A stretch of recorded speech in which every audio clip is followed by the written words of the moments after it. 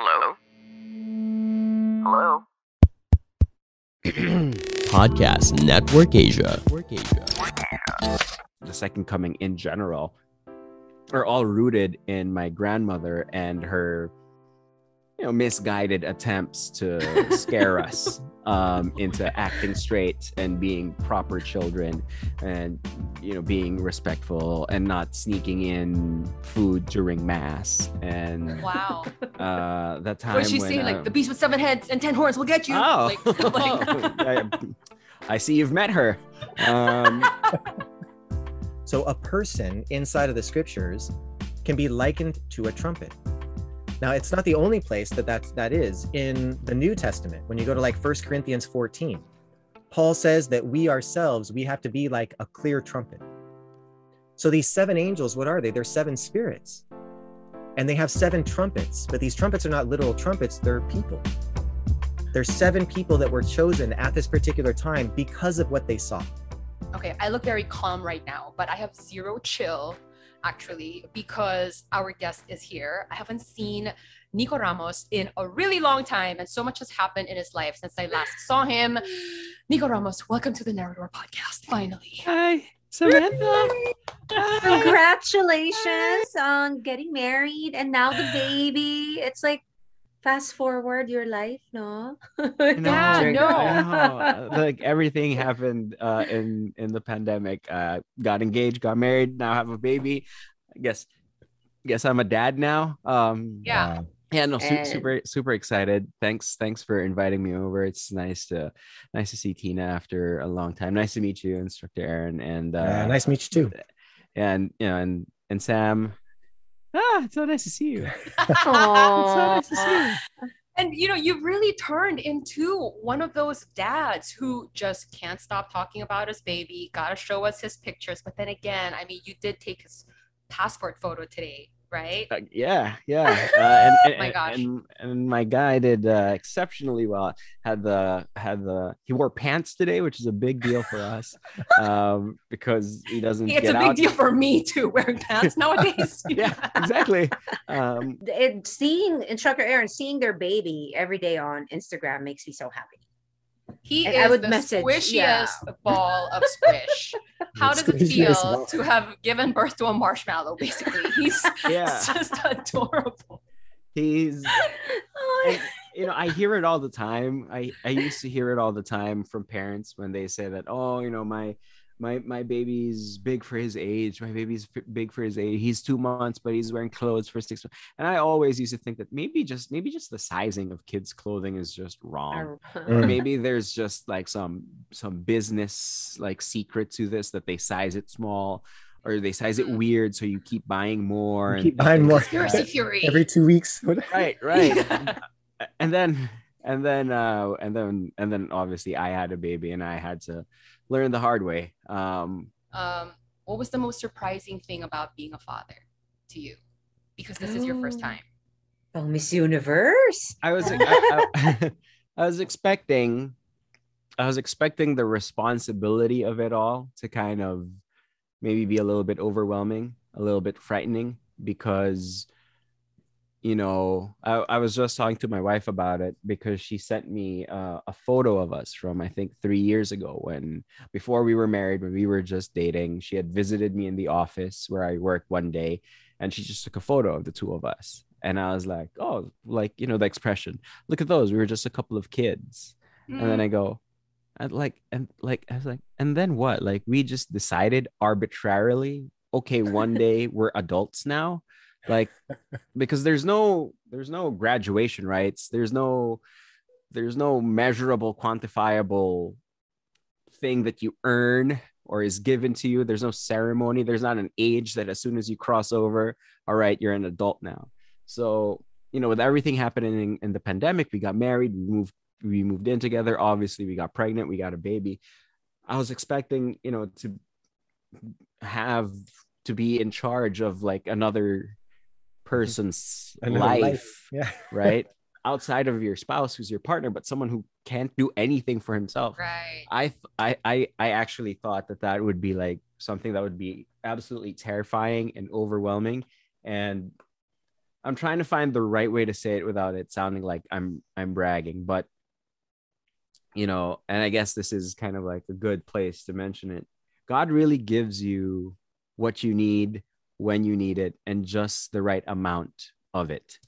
It's sort of saying you kind of had to let go of control a little. Yeah. It's Right. beyond. Yeah, because the baby's in control.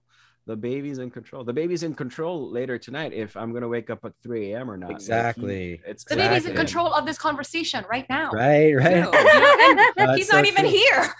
And he's up there sleeping soundly. Yeah. Wow. Especially in the It's, beginning, especially in the beginning, it's all about their schedule. Eventually, like you said, you're practicing the weaning and all that, maybe the sleep schedule. But in the beginning, there's not a lot you can do. You just got to Right. roll with it. It's like, and that's why it's really hard for new mothers, new fathers that don't have the ability to spend so much time with their children. That's like a hard thing, like having to go back into your normal life within the first like 4 or 5 months. It can be challenging. I think the part before even the birth was the scariest part for me.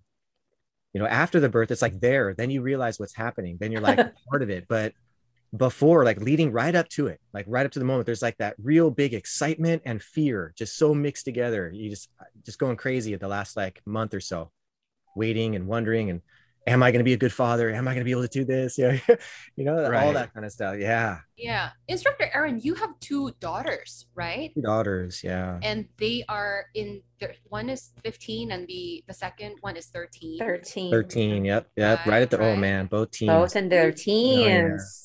They're good though. They're really good. They're sweet. I mean, there's times that they don't want anything to do with me, and I understand that. I respect that. But Oh, no. but I like being in their life. I never want them to ever look back at life and say, my dad wasn't there for me. My dad doesn't understand me. Like I wasn't able to communicate with my dad.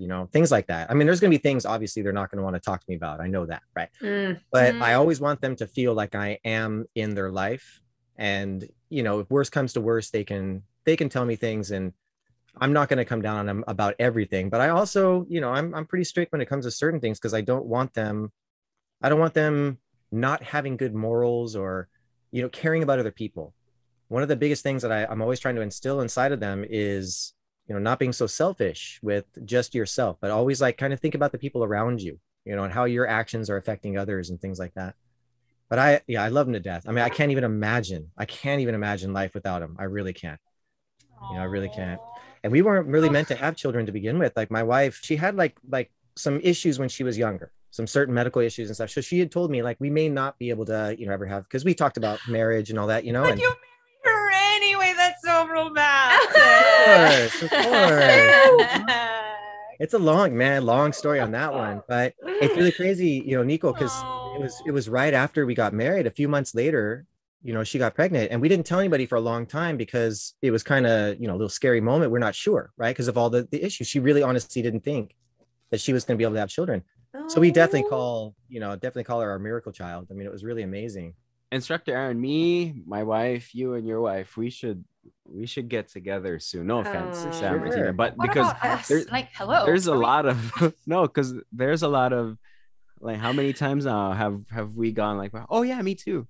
Oh yeah, us too. I know. Exactly, Because my wife, Yeah. almost the same exact conversation before we got married. She's like, Wow. would This- love to have kids, but it might be difficult. So and I'd be like, hey, What? no problem. We'll figure it out. Sorry. Welcome to the narrow Okay. door Parenthood Edition. Parenthood edition. Goodness. I'm never getting invited back. Gosh. That's funny. So like, yeah, Nikko here, firstborn Tyler, Instructor Aaron has 2 gorgeous girls. Tina has COVID. I got 0. So I'm obviously going to cry myself to sleep tonight. So let's You move got on. plenty of time. Okay. You'll always have me. You'll always have me. You raised me from. I'll send No, Kobe but you know over. what? Yeah, no, but you know what, Nick? I am so proud of you because you've grown up so much. Because up until a few years ago, I would call you at like 6 a.m. Our show started at 6 a.m. I'd be Wow. calling him at 6 a.m. asking him, where are you? He lived in the building, Instructor Aaron. Okay. So from that to this, and I'm so proud of you. You are still to this day, if ever I'm doing anything wrong, you still are literally, and I mean this. I know it sounds like a joke, but it is not. the voice in my head that's telling me off if I'm doing something wrong or incorrectly. It's I thought encourage, but 50% you said my wife and a 50% Sam O. I was like, Wow. I am honored. I am so honored. So again, this plays off as a joke, but it is not. I'm always like, man, Okay. what would Sam say? I love that. I love that. Yeah. So on that note, let's get to on that note. the main agenda for today's show. We are doing a series called Road to Revelation on the Narrador podcast right now, Nick. And the premise of our conversations on this series is that New Heaven and New Earth, Shincheonji Church of Jesus, they are proclaiming right now that the events that are prophesied in the book of Revelation have fulfilled, are fulfilling. And these are prophecies. When they fulfill, they're supposed to signal the second coming, right? And because they are prophecies, they have to be testified. And so at the time of fulfillment, somebody will receive the understanding. This will be testified. And, you know, as believers, I mean, that's a big deal, right? At second coming, obviously all Christians are waiting for it. You're a born again Christian. And I think, you know, 3 years of doing morning radio, you think we would have covered everything. We've talked about some random stuff, but I don't think we ever talked about the second coming. So, you know, this is a first. That's right. It's always People refreshing. would love to hear the second coming in the morning show. Right. Good morning. Start your day. So, right, let's right. talk Is this second the coming. end? Just something real light, you know, to wake you up a little bit. Yeah.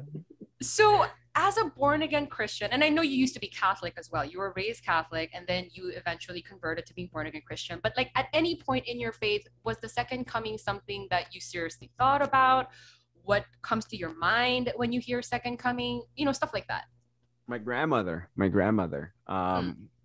Again, and like I want to apologize because some of the things I say play off as he's trying to make fun of things, right? And the second coming is, I guess, the last thing that, you know, people should be making fun of. But when you told me what we were going to be talking about today, just immediately what popped in my head and any interactions I had with the book of Revelations, what happens in the book of Revelations, just the second coming in general, are all rooted in my grandmother and her, you know, misguided attempts to scare us into acting straight and being proper children and, you know, being respectful and not sneaking in food during mass. And Wow. that time Was she when, saying like the beast with 7 heads and 10 horns will get you? oh, Like, stuff like that. I see you've met her.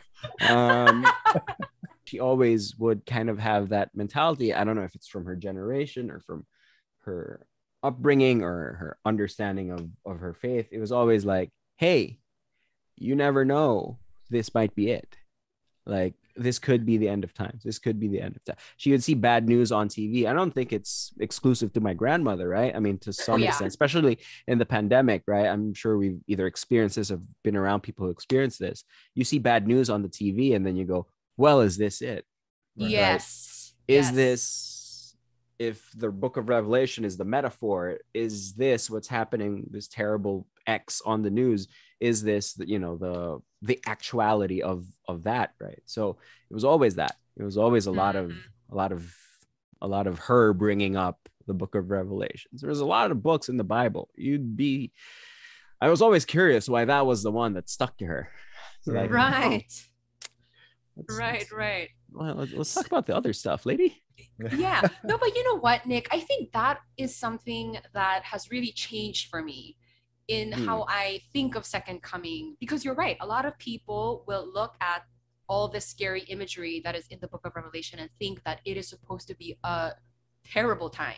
End of the world. Yeah, you know, that kind of thing, right? But I think through the conversations on this podcast, my understanding has shifted to it is the end of an era and the beginning of a new one.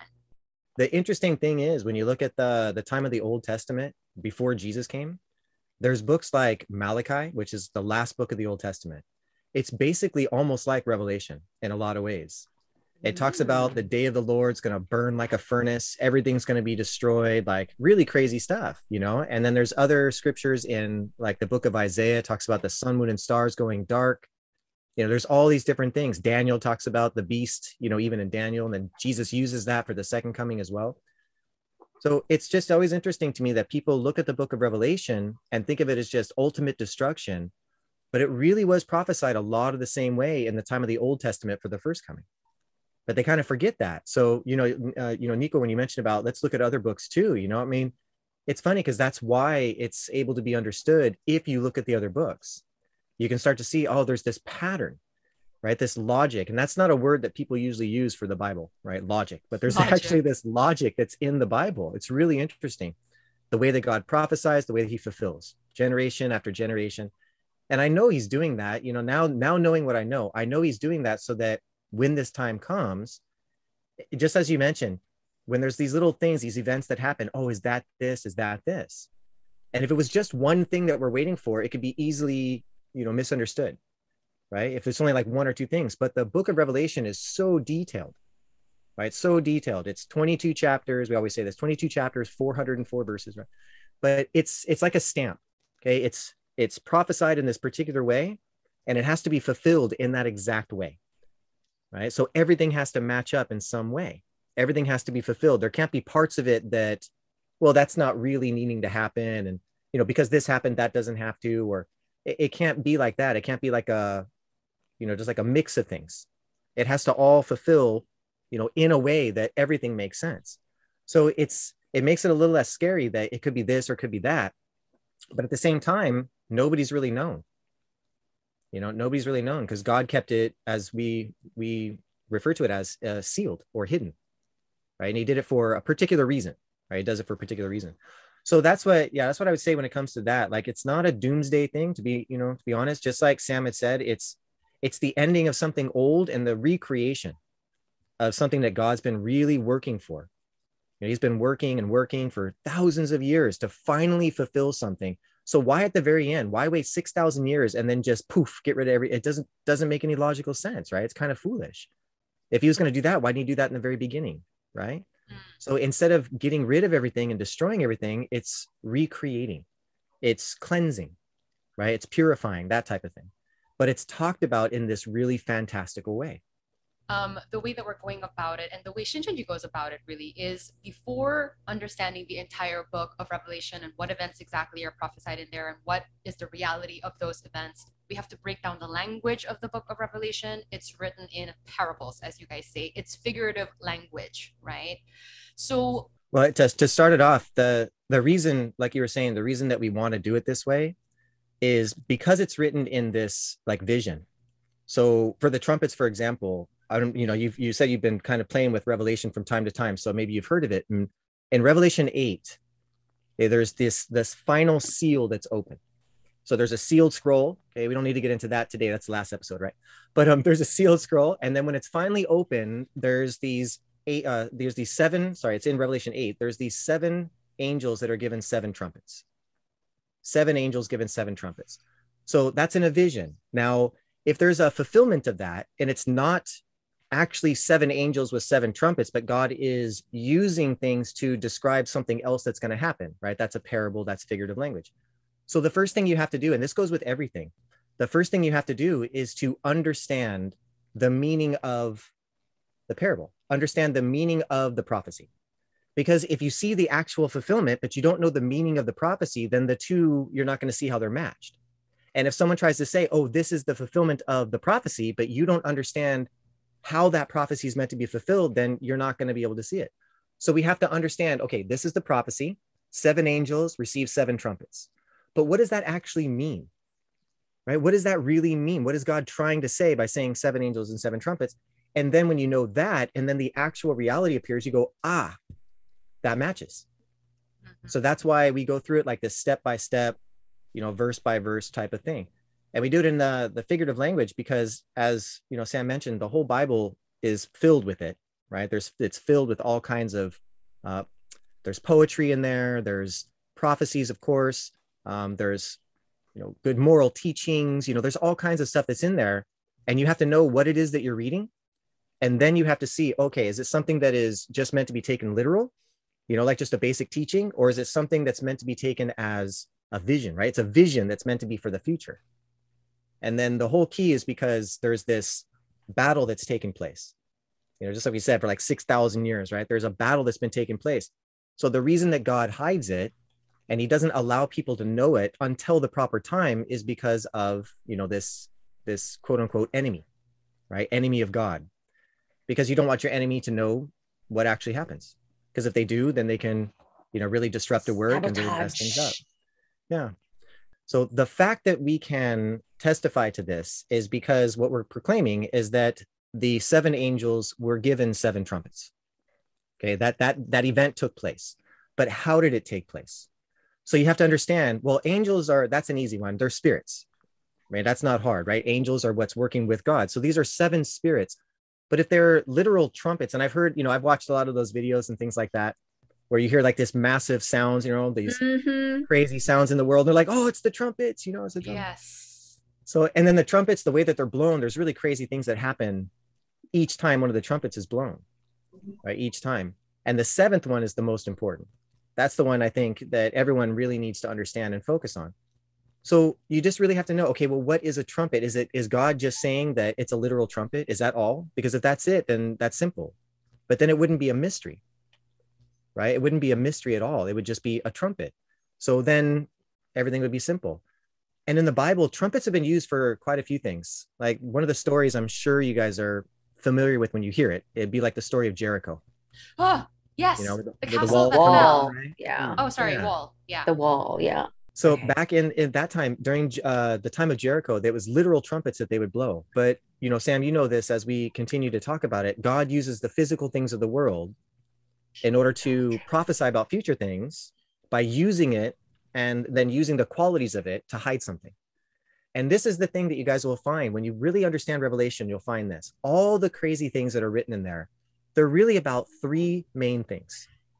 3 main things. Particular places, like a certain, tabernacle, let's say. Particular people. These people show up. These people come in. These people betray. These people, destroy. And particular teachings. The true teachings of God or the mixed false teachings.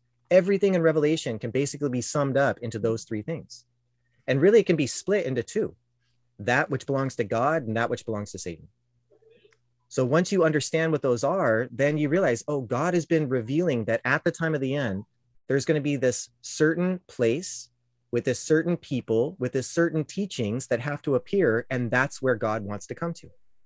But in order to keep it secret until the end, he wrote it in this figurative language because otherwise Satan would do what he does best, which is to mimic it, right? To deceive people by creating all kinds of different things. And then it'd be even harder to find.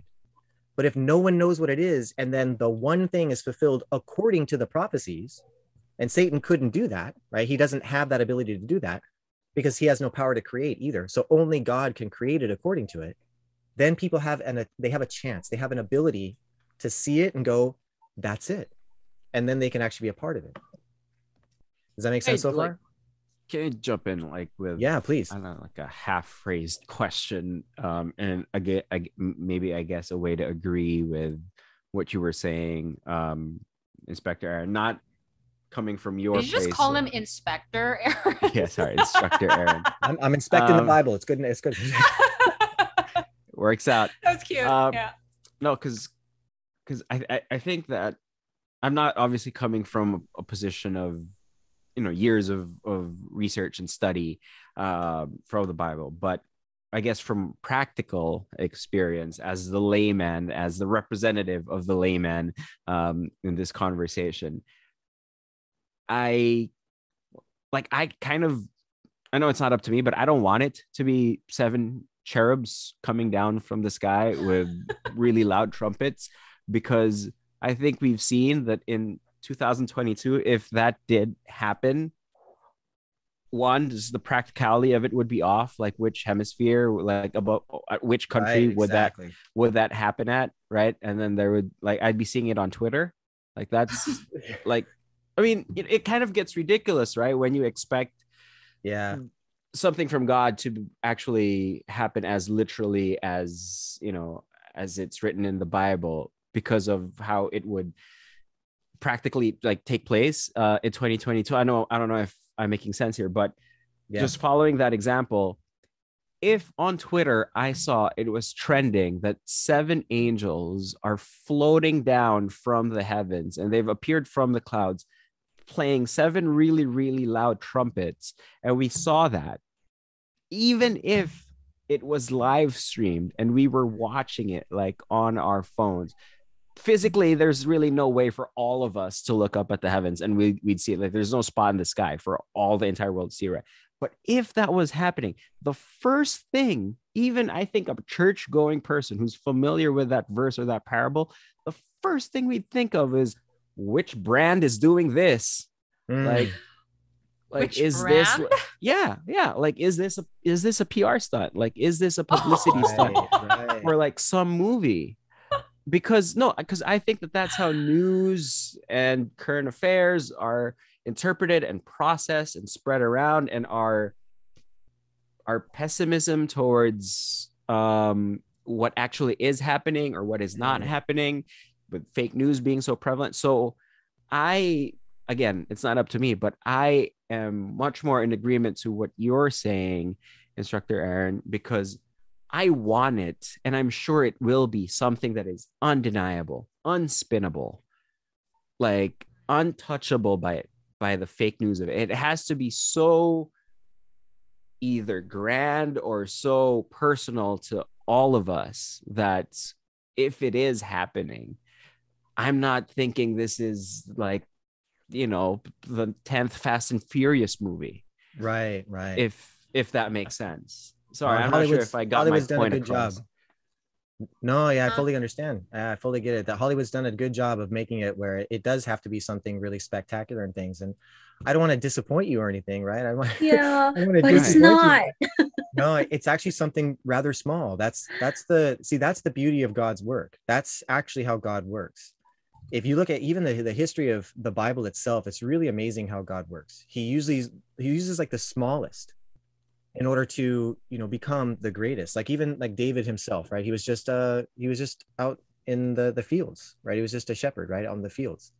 He was a nobody, really, and that was it. It was, and even like other famous people in the scriptures, they weren't these big giant people to begin with. They were just these simple nobodies almost. Even Joseph, right? Joseph, the one that goes into Egypt, eventually becomes like, have you ever seen the cartoon, what is it, the Prince of Egypt? It's interesting. Yeah, right. Yeah, it's got the best soundtrack, right?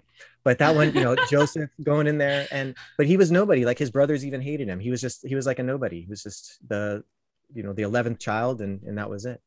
So one of the things that God does is he fulfills it in such a small way, but as you said, it's unbreakable though, because everything fits. And because everything fits, that's why it's so important not to add anything or take things away, is what we always say. So just to give you guys, the answer, I know people are like, just tell us, just to give you guys the answer, right? One of the best verses to look into is Isaiah. And this is what I mean. Everything is according to the scriptures. So I'm not going to tell you what I think it is according to things in the world, but if you go back to the Bible and you go to Isaiah 58, Isaiah 58 verse 1, it says, raise your voice like a trumpet.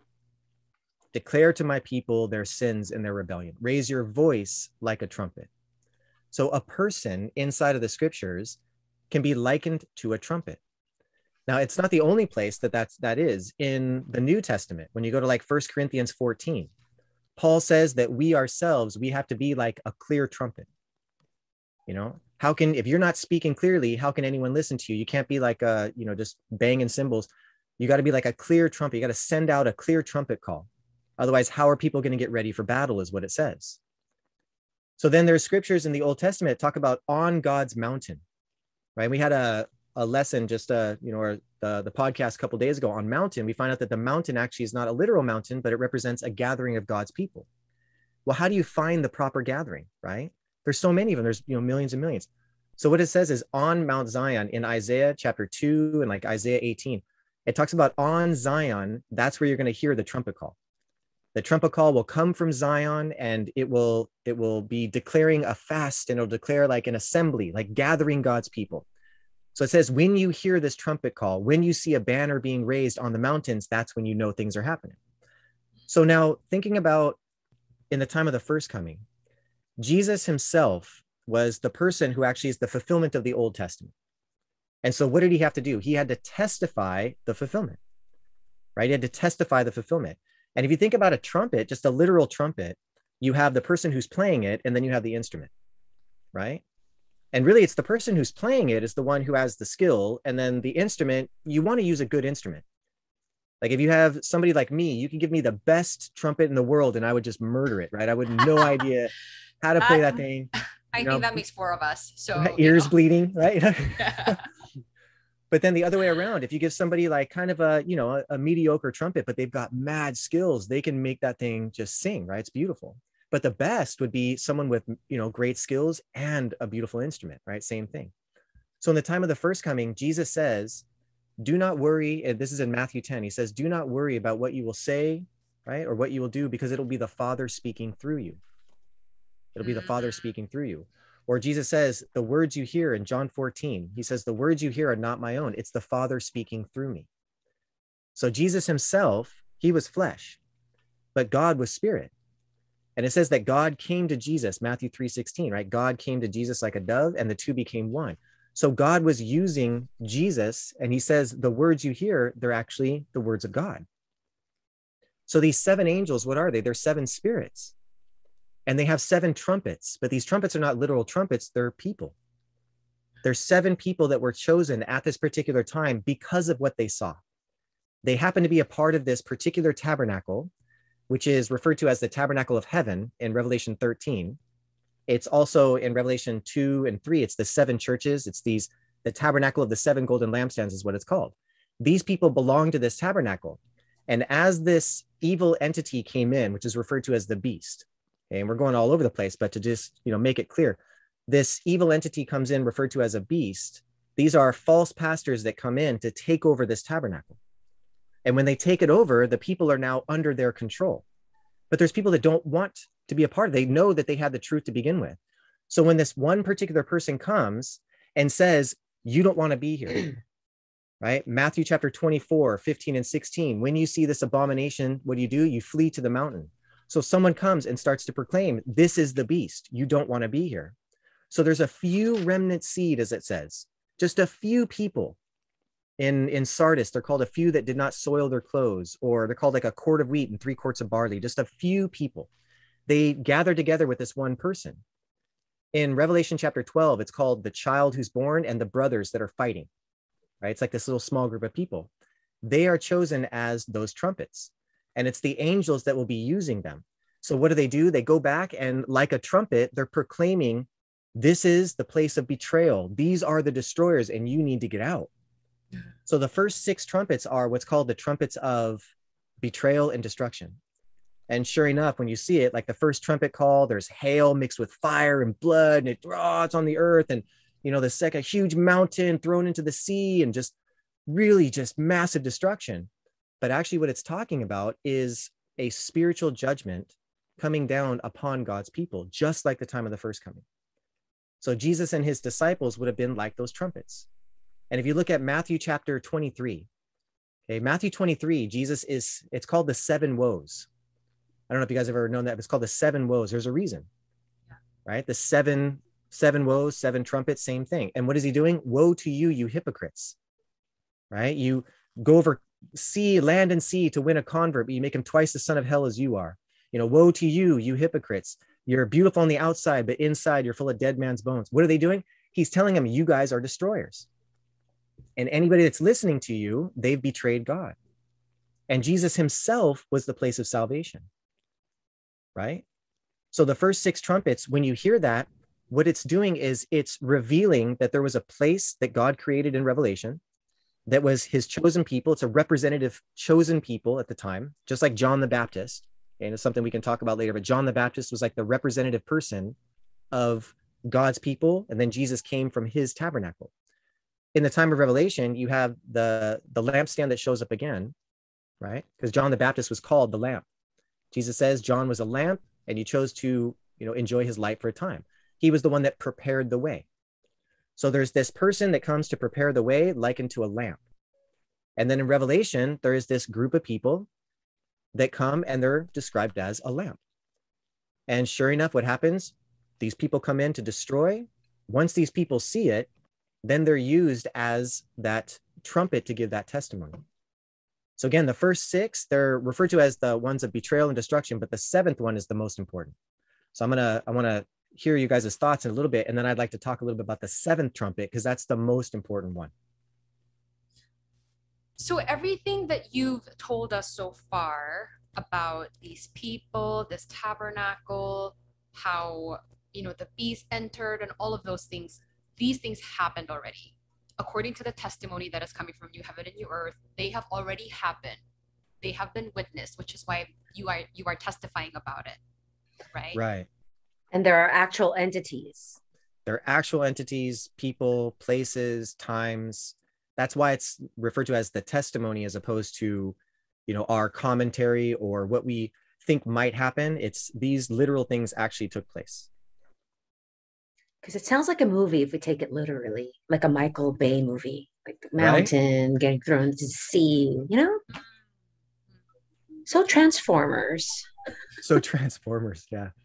The fantastical nature in which it's told, I think, is so diametrically opposed, right? To what What are you're you saying. eating?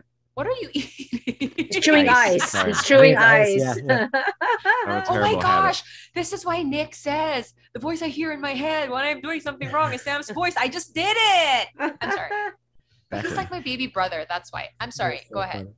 No, I was just gonna say, if you look at the text just as text, right? I mean, I do not claim to have any, deep knowledge of the Bible. Even as a Christian, I would say I'm very, very fresh, very, very green. But I guess I'm a comm major. Like I took up comm in college, right? I'm an editor. I'm a writer for a living, I guess. So I can look at the text just as text, right? And then come to Instructor Aaron, or as I lovingly call him, Inspector Aaron, and get the context. I'm keeping that, right? by the way. I'm just kidding. Yeah, you're welcome. It's free. But I can look at the text and kind of agree with Tina and say it's almost sarcastically fantastical. And when you kind of provide the context and say you have to look at the parallels between what is so huge and large and try to find how that's similar in the small and the quiet. One is super impressive, obviously, it's just kind of like another trick is a wrong word to use, I know, but it's kind of like another trick of the Bible, right? It's kind of like another wink at you of like just things you'll discover as you continue to learn more about the Bible. So one, it's impressive, but second, it's also a little bit intimidating in the sense of, well, I'm working my 9 to 5. I have my 15 bills I need to pay. I'm worried about the pandemic. The small thing, and the quiet thing could be happening, and I'm not paying attention to it. Because I was expecting the big picture. I was expecting Michael Bay throwing a mountain into the Pacific Ocean. Yeah. Is that fair? Like, is that kind of like totally a fair feeling to have? Because the more we talk about it now, and especially when Sam brings up, oh, they've happened, and I'm like, wait, I missed it. Like, right, yeah. There's actually I would have loved to kind of like be there. Yeah, I want to show you something in which actually it kind of makes that it's like perfect, because that's exactly what does happen. And this is really weird for me, actually, Nikko. This is really, really weird to be on like this podcast and just saying it like this. Like this is, I don't like, this is not normally what happens, because it's a shock, right? I mean, it's just a crazy, like, what are you talking about? This is happening. Well, what do you mean? Right? It's just such a shock. So people, I don't know how they're going to react. So this is really interesting, like to see this kind of stuff. Because normally what you would do is you slowly bring them into like a truth. You show them how much of the Bible is logical. You show them how much God has kept hidden and secret, but is revealing time and time again, generation after generation.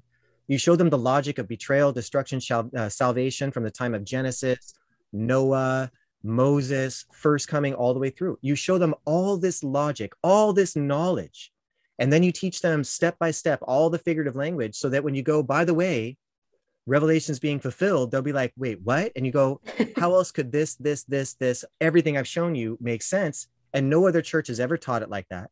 Nobody else in the last 2,000 years has been able to explain it like that. Then people go, wait, that might be right. Like, they have an ability to be able to hear it. But for you right now, just being thrown in, it's like, I'm just tossing you into the deep end of not even the pool. I'm throwing you into the Marianas Trench. I mean, you're like barely hanging on. So I never would expect anyone to just be like, oh yeah, it makes totally sense. Yep. Totally understand it. Believe it 100%. Like, I don't expect that at all. All I expect is people to go, that's really interesting. I've never heard it said like that. And that actually makes sense. What else do you have to say? And then take the time to go through it from the beginning, because that's really what everybody has to do. Really, you got to go through at the beginning, and not just once, like going through it again and again to where you fully understand it, right? Not just hearing it once, because then you're going to forget the things you heard first when you're, finish at the end.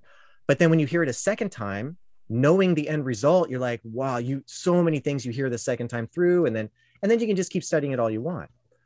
But the trumpets themselves, the reason they're so important is because that's the only way we hear the testimony. It's like the testimony has to be given somehow. And what God has done is, just like you said, made something so big and so fantastical, so small. Who would ever expect that? Right? Who would ever expect it? It's another thing that God did that made it where it's really quite amazing. How can it be fulfilled in such a small way?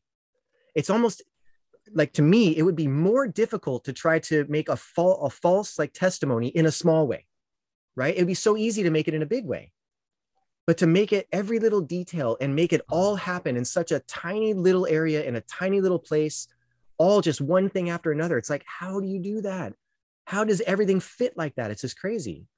So what I wanted to show you in 1 Corinthians, one of my favorite verses. Actually, my brother-in-law has this like tattooed on his arm. It's always been one of his favorite ones, but it's 1 Corinthians 15, 51 to 54. Okay, 1 Corinthians 15, 51 to 54. And it says, listen, I'll tell you a mystery, right? A mystery. We will not all sleep, right? But we will all be changed in the flash, in the twinkling of an eye.